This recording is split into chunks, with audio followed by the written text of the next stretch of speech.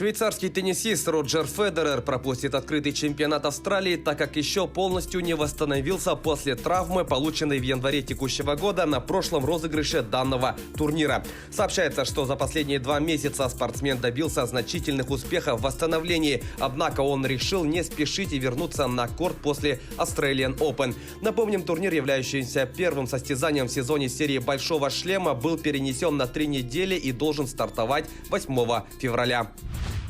Польский нападающий немецкой Баварии Роберт Левандовский признан лучшим футболистом 2020 года по версии Globe Soccer Awards. Церемония награждения прошла в Дубае. В сезоне 2019-2020 форвард вместе с Баварией стал победителем Лиги чемпионов, а также выиграл чемпионат, кубок и суперкубок Германии. Что касается личных показателей футболиста, то он забил 55 голов и сделал 10 ассистов, показав лучшую результативность за свою карьеру.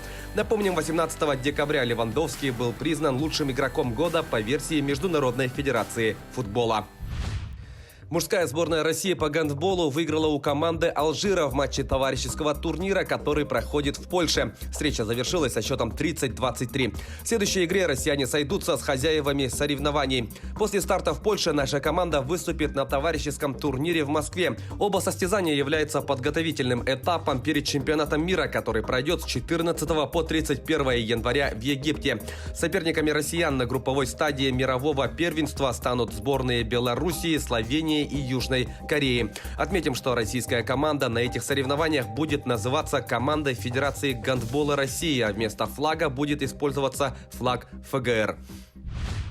Подольский «Витязь» на своем льду со счетом 2-1 обыграл московский ЦСКА в матче регулярного чемпионата континентальной хоккейной лиги. В составе победителей взятия ворот провели Джастин Денфорд и Каспарс Даугавинш. Единственную шайбу армейцев забросил Константин Акулов. «Витязь» занимает 9-е место в турнирной таблице Западной конференции, набрав 41 очко. ЦСКА по-прежнему лидирует, имея в активе 60 пунктов. В следующем матче подольские хоккеисты дома примут столичное «Динамо», а армейцы на своем льду встретятся с Хельсинком. Йокеритом. Перейдем к событиям нашего региона. Якутяне завоевали 7 медалей на всероссийском турнире по вольной борьбе на призы Академии борьбы Дмитрия Миндиашвили. Традиционный старт, участниками которого стали порядка 300 спортсменов из 18 регионов страны, прошел в Красноярске.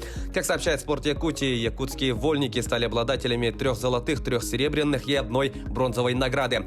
На высшую ступень пьедестала взошли Айсен Потапов, выступавший в весовой категории до 65 килограммов, Нюргун Сергин, состязавшийся в весе до 92, и Виктор Рассадин, выступавший в категории до 70 килограммов. Глава республики Айсен Николаев вручил денежные сертификаты якутскому легионеру сборной Кыргызстана по вольной борьбе Аялу Лазареву.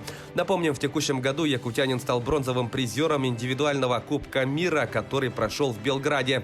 В малом финале турнира Лазарев досрочно выиграл у многократного призера чемпионатов мира и Европы Джамаладдина Магомедова из Азербайджана. Отметим, что спортсмену были вручены 2 сертификата на сумму 400 тысяч рублей от Министерства спорта и на сумму 500 тысяч от Федерации борьбы республики.